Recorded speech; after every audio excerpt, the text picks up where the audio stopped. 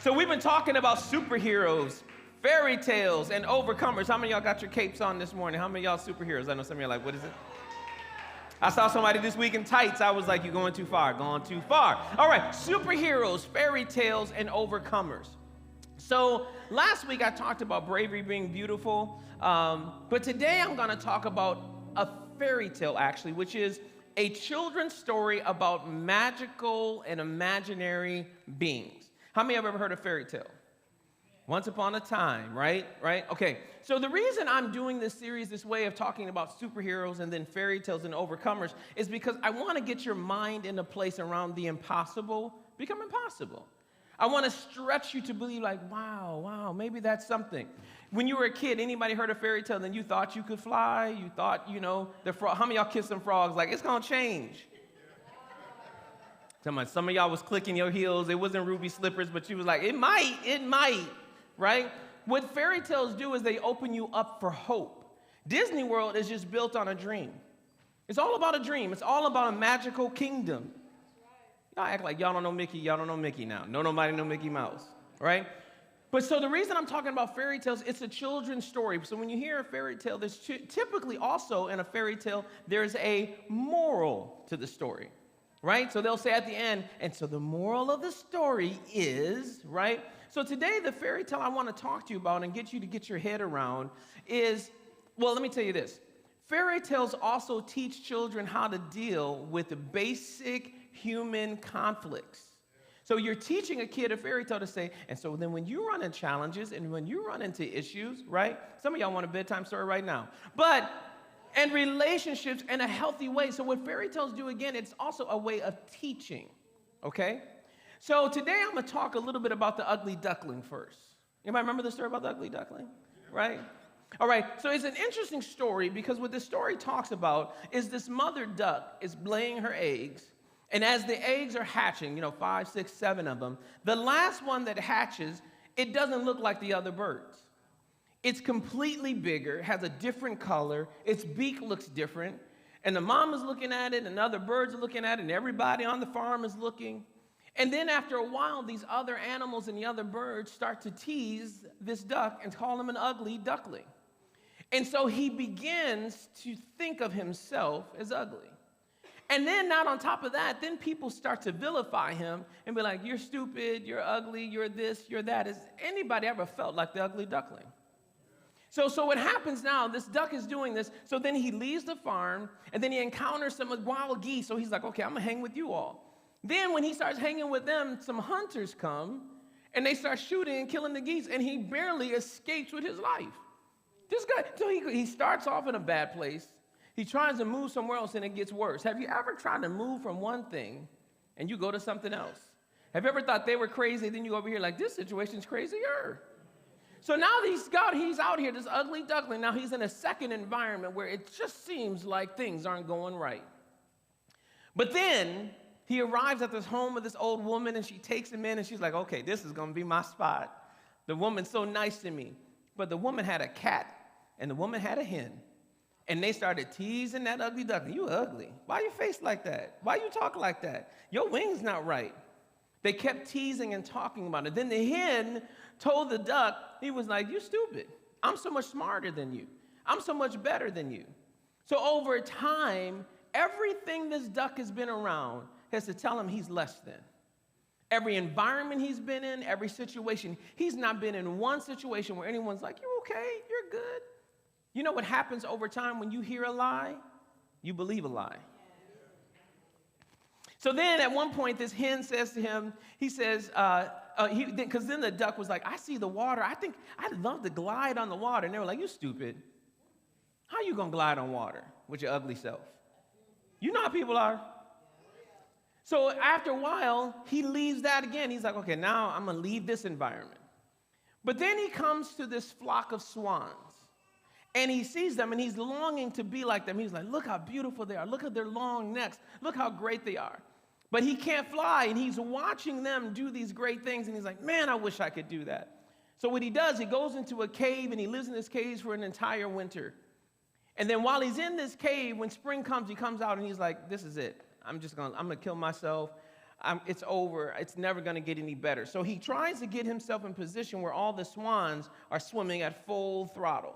So he's sitting there waiting because he's like, they're going to run me over and kill me because I'm this ugly duckling. But all of a sudden, to his surprise, when they got up to him, they opened their wings and embraced him. And he was like, wait a minute now.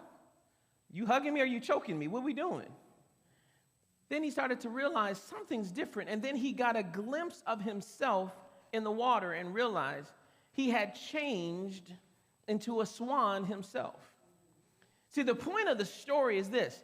He always had destiny to be a swan. He had just been in environments where people couldn't appreciate it.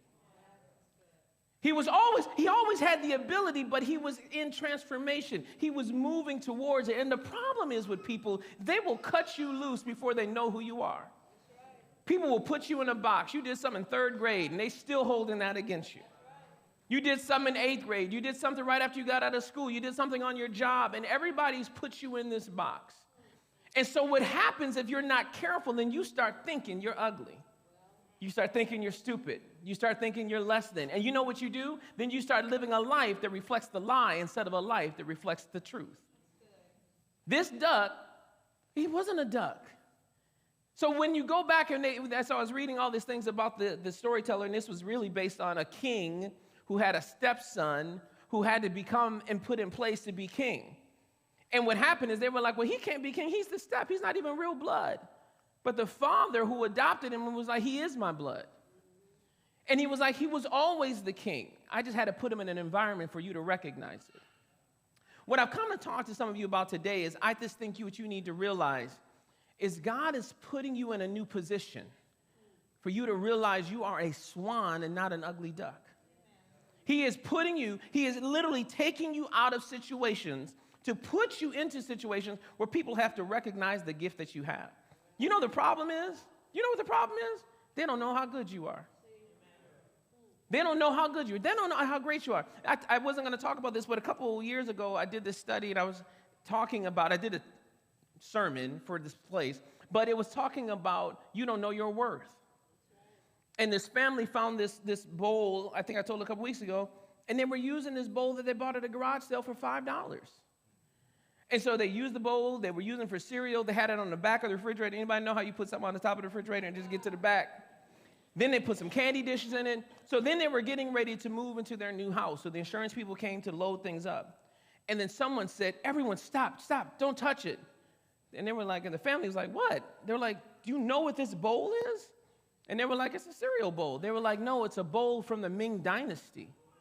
They said, don't touch it. So they had someone come in. So all of these people came in from these museums, and they started roping it off and looking at it. And they were like, there's only 2 bowls like this in the entire world. They only thought there was one. It was worth $9.5 million. The value of the bowl was always 9.5. It was just in people's hands who couldn't appreciate it. You are worth so much more than what people are giving you credit for. So what's happening is you're putting yourselves in this environment. So today I'm going to talk about don't underestimate the power of God in you. See, because you're like, Pastor, come on, man, for real. I came from this. I do this. I made these mistakes. No. You letting somebody tell you an ugly duckling. Look at somebody and say, I'm cute. Some of y'all deal with that. Some of y'all were like, first of all, I'm cute. You see these shoes? I'm cute. All we're trying to do, and all God is doing right now for some of you, he is changing your environment. You know what's going on for some of you? Now, you know good and well. Some of y'all right now are like, I don't even know how I ended up at church on a Sunday morning. This is usually when I'm turning over. Like, what time is it? Sunday's my sleep late day. This is when I go to brunch. But some way you got here. Somehow you're watching us online. You know why? Because God is putting you in an environment so you can see yourself. He is trying to show you how great you really are. So let's talk about this. So there was a guy in the Bible whose name was Gideon. And he was another person who saw himself as an ugly duckling. And so up to this point, there was a group of another soldiers and another kingdom called the Midianites who were coming to the Israelites, because he was an Israelite, and they were just stealing everything. So the Israelites would farm their land, the Midianites would come and take everything and kill them and take their stuff. And it was just going on for generation and generation. So one day, here Gideon is in the field, and he's trying to sneak off, and farm some stuff that he can keep before the Midianites come and steal it once again like they've always done. So we'll pick this story up here in Judges. And it says, one day the angel of God came and sat down under the oak in Ophrah, not Oprah, but Ophrah, that belonged to Joash, and whose son Gideon was threshing wheat in the winepress out of sight of the Midianites. So what he was doing, he was taking wheat, and he's trying to turn it into like what we would call maybe like flour so that he could do something with it. So he's hiding, trying to do this. Let me tell you, some of you right now, you're hiding. You're somewhere small trying to be like, if I could just make this little thing happen, and God's got so much bigger for you. He's got so much bigger for you. So he's over there, and Gideon's doing his little thing. And then it says this, the angel of God appeared to him and said, God is with you, O mighty warrior. And Gideon replied, with who? With me? He said, my master. He's saying my master back to him like my Lord. He goes, with me, my master? He says, if God is with us, why has all this happened to us? Where are all of the miracle wonders our parents and grandparents told us about, telling us, didn't God deliver us from Egypt? The fact is, God has nothing to do with us. He has turned us over to the Midian. So what he was saying, he was like, you telling me, a mighty warrior? And then he starts breaking down, where is this God? All this stuff going on. Where is God? My family is dying. The Midianites are coming and stealing stuff. Where's this God my grandparents, my grandma talked about? That's real. That's what's going on with some of your lives. You get to a point of frustration with God. Where is God? All this stuff going on. During the pandemic as a pastor, do you know how many conversations I had to have with people? Well, why is God doing this? And why is this happening? And where is God? Why couldn't God save us? Why is God allowing this? If you go back and if you read the beginning of this, a lot of this starts off because God says they were not going to be obedient. So it wasn't that God got them in this situation. It was the Israelites were they were being unobedient. They were actually making other gods and praying to other gods. So sometimes, you done got yourself in a situation you want to get mad.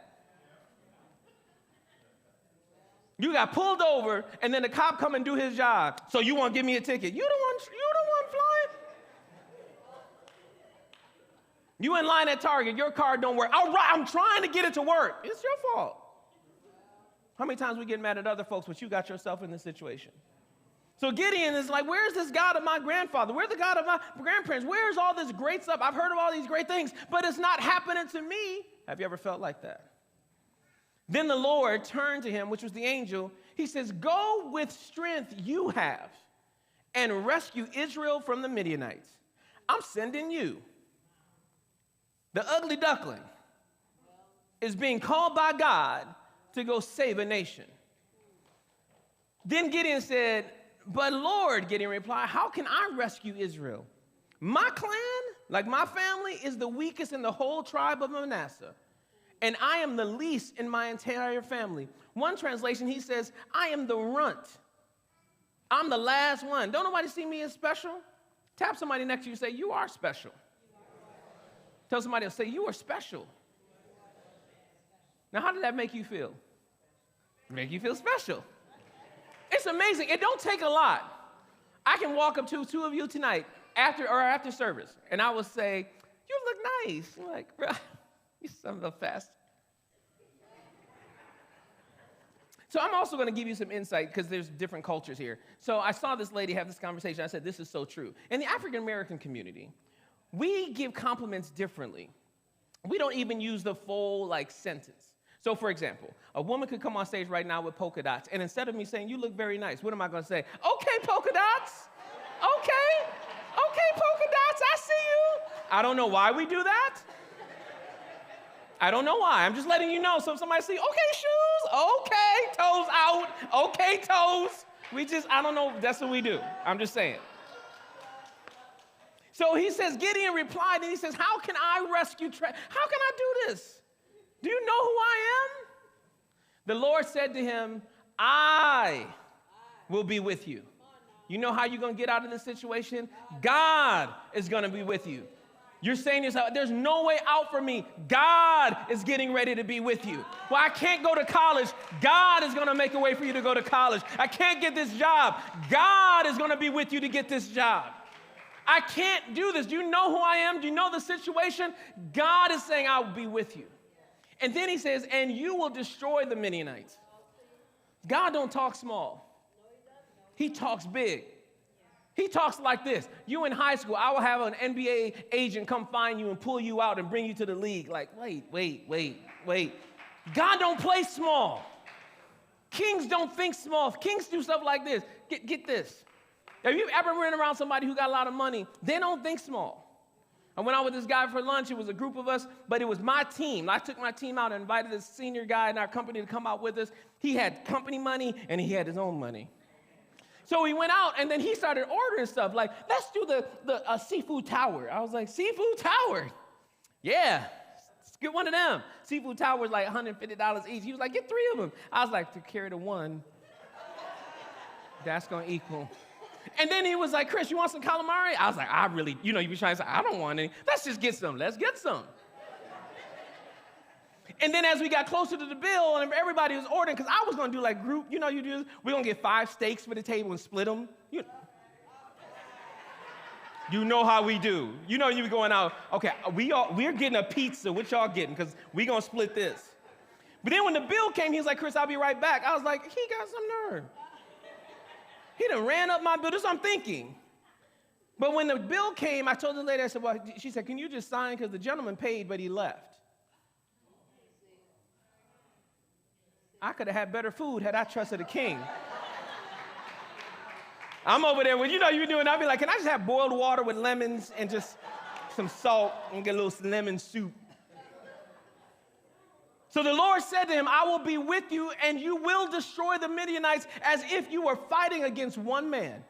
He's like, this is a big army full of people. He said, here's what I'm going to do. I'm going to give you the power to knock them out. They're going to be like one man to you. Come on, what is God getting ready to do in your lives? Why is God having me talking about this morning? You know why? Because you think you're Gideon. You think you're nothing. You think you're less than. I've come to tell you, get up. God has called you to do something great.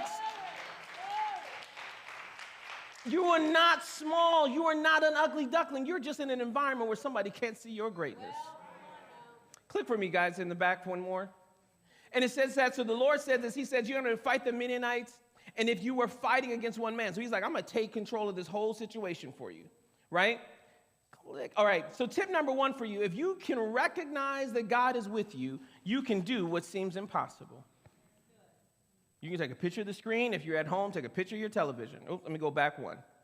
I think my battery just kind of died there. Okay, there it is. It's back on. If you can recognize that God is with you, you can do what seems impossible. What seems impossible right now? What seems impossible? Like, there's no way I can start a business. There's no way my marriage is going to work. There's no way I can find somebody new for my life. There's no way my kids are going to be okay. What seems impossible? Well, when you bring God into this situation, like that situation, it wasn't my credit card. It wasn't my balance. It was his. How much greater, vast does God have to help you? So Gideon then, I don't have time for this, but in the next 7 verses, he's not trusting God. He's like, you want me to do this? Give me a sign. So then he says, okay, I'm going to take this food. I'm going to lay it out raw. You cook it. Boom, it happened. He was like, no way, what? Then he was like, okay, I'm going to put this fleece, this wool out. If this really you, let the dew be wet around it, but let this be dry. I mean, he was doing all these things. You do the same thing. Stop. You do. You be like, if it's you, God, then show me when I'm driving. Let the billboard say something. So he keeps doing this. He keeps asking for all these signs, and all these signs finally happen. And then Gideon gets to the point where he's like, okay, I believe this. I believe this. So what happens at this point, just to give you reference, there's 135,000 soldiers for the Midianites. And Gideon finally gets his courage up, tells the Israelites, let's go kill them. Let's go take them on. They have 32,000. You don't have to do a lot of math to see they got more. To everyone watching right now and everyone listening to me, I don't care if your enemy looks like he has more. God can show up and do the impossible. This sickness seems like it's greater than the God I serve, but God can show up. There is no possible way. They have way more. But watch what God can do. So then Gideon, he got a new name at this point called Jerubbaal. He got up early the next morning, all his troops right there with him, and they set up camp at Herod's Spring. This is an area. And the camp of Midian was in the plain north of them. So basically what happens is Gideon gets his 32,000 soldiers, and they start camping out, not right where the enemy is, but close enough. And they can see them. They're like, man, look at the enemy. Man, we can see a lot of them. Have you ever felt like you can see your problem? Right? Have you ever had a money problem, and the bill is looking at you like, hi. Your bills don't talk. My bills be saying this. Hey, you. Hey, come back in here. That's what my bills be saying. And I put them in the kitchen. They be, hey, you want to come over here? So here he is. Gideon's like, okay, everybody, let's go. And then God said to Gideon, you have too large an army with you. I can't turn the Midian over to them like this. They'll take all the credit, saying I did it all myself and forget about me. I just told you they have 135,000. You got 32,000, and God's saying you have too many. That's the prayer, like, God, I don't know. Did you take algebra? Because when you do the square root and then do the variable, I ain't got a lot. I really don't. It may look like you don't have enough. And then God is going to press even further and say, you still have too much. You still got too much ego. You still dependent on too many other people. You still leaning on your education. He's like, I'm going to put you in a situation where you have to trust me. And he says, now announce to the army. So he tells Gideon, you got too many people. He says, now get in front of the army, stand in front of them and make this announcement. So Gideon gets in front of the entire army of 32,000. He goes, hey, anyone who trembles with fear may turn back and leave Mount Gilead. You can go back home. 22,000 of them was like, I was hoping you was going to say that. Hey, Gideon, you know I love you. All right, holla at me when you get back, though. Holla at your boy. Text me when y'all get back, if y'all make it. Because, I don't know. They got 135. I'm going to see you. I'm going to tell your mama you said, hey. 22,000 left. So let's do this math. He had 32. Then 22,000 get up and leave. And then what I'm wondering about the 10, I wonder if the 10 were like, what? Rick, you not? Okay, so that's what we doing, Rick? That's how we doing? 5 days ago, we was like, let's go get him. Let's go get you out, Rick. You out. Go ahead, Rick. You're not people. Go ahead, Rick. Go ahead. 10,000 are left. So now it's 10,000 men versus 135,000. Has your situation ever got worse? But is God doing something? Because catch what he said. The reason he couldn't leave them with 32, he said, because they might think they did it themselves. Is the reason God is stripping some things is to make sure when you have to testify, you have to say there was no way this happened but God. Recognize what I'm saying to you this morning. You might think God is leaving you, and God is saying, no, I'm just preparing you so that when it's time to testify, because my testimony might need to be in a certain way for somebody out there to go, man, that's the situation I'm in right now. Tip number 2 for you. You were never strong enough to do this on your own. Now, let's be honest. You still didn't have, if the 32,000 gets 135, it's still not enough. Isn't it crazy? You still didn't have enough, but you were like, but it just made me feel better. Numbers don't matter. I don't care if it's financial. I don't care if it's community. I don't care if it's company. I don't care if they're giving out pink slips. It's not going to happen to me. You sound crazy. I sound like a man of faith. I sound like a woman walking by faith.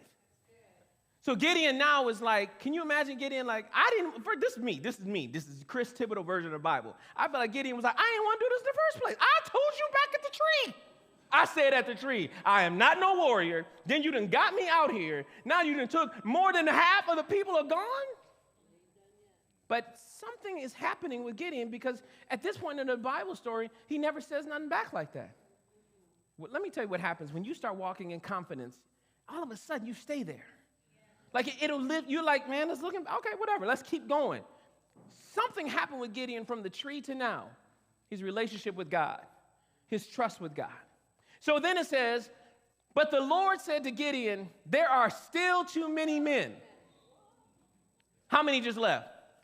22,000 just left. And God has the audacity to say, you still got too many. He says, do me a favor, Gideon. Take all the 10,000 men on the left And there the Lord told him, separate those when you go down to the river, those who lap the water with their tongues as the dog laps, from those who kneel down to drink. So he says, let's take all the 10,000, go to the river, and do this. And if anybody goes down all the way and drinks like this, take them and send them home. But the ones who do this, who are drinking and still looking around, keep them. So Gideon does it. Tip 3, it may look worse, but it could be God writing the story. It could look worse, but God is setting this story up. Whatever's going on right now, it could look worse, but maybe God's setting this story up at work. Maybe he's getting ready to have your boss leave and give you the job. Maybe they're getting ready to say, you applying to school, and God's like, I'm paid for school. What are you talking about? It may look worse. So now 300, when he got to the water, 300 of them was doing this. They cupped it. The rest knelt to drink. Now, I'm going to help y'all because I know y'all like, wait, how many was left? So God said to Gideon, I'll use the 300 men who lapped up the stream to save you and give Midian into your hands. All the rest may go home. So 10,000 go. 9,700 of them are doing this. Oh, no, are leaning over. Only 300 are looking. You know what that means? Now, he doesn't even have 10,000 men left. He has 300 men. Now, this sounds crazy. Like, God, what are you doing? Why? Wait a minute. At least give me the 32. Maybe you getting ready to go to a battle with people you thought, and God's like, you don't need them. Well, I need this person to help me start this. No, you don't. I need my supervisor to like me. No, you don't. So he literally says a few minutes ago, he says, I will win, and you will win with just 300. How many of you recognize what God is saying to you this morning? You don't need nobody else. You just need God. It feels better. I got a person in my family, no matter where it is and what they are asked to do, right? Can you come with me? I'd be like, so-and-so, you good. But they just want you with them. I'm like, we picking up screws at Home Depot. All of us, all 9 of us did need to come. But they like the community feeling. See, the challenge, though, is when you're doing that is when the community doesn't come, you feel like you're stuck. So now he's got 300 men. So Gideon sent the rest of the Israelites home. So then he was like, all right, all of y'all, attention, please. Everybody who was leaning over, y'all go ahead and go home. Can you imagine? He's sitting there watching 9,700 follow the 22,000 that left. And don't you think some of them like, well, I got to go. But God knows who needs to be in your battle with you. Man, my bad. I'll drink with my hand. Nah, man, I appreciate it. But I'm only going where God is telling me to go with. So Gideon sent the rest of the Israelites home, but kept the 300 who took over the provisions and trumpets of the others. Now the camp of the Midian lay below him in the valley. So during the night, the Lord said to Gideon, get up. Go down against the camp because I'm going to give it into your hands. So all of the men have left. He only has the 300. He's still saying, okay, at some point we're going to have to go to battle. And God says to him, get up, get up. Go sneak down close to the camp and hear what they're saying about you. He says, if you are afraid to attack, go down to the camp with your servant Purah and listen to what they are saying. Afterward, you will be encouraged to attack the camp.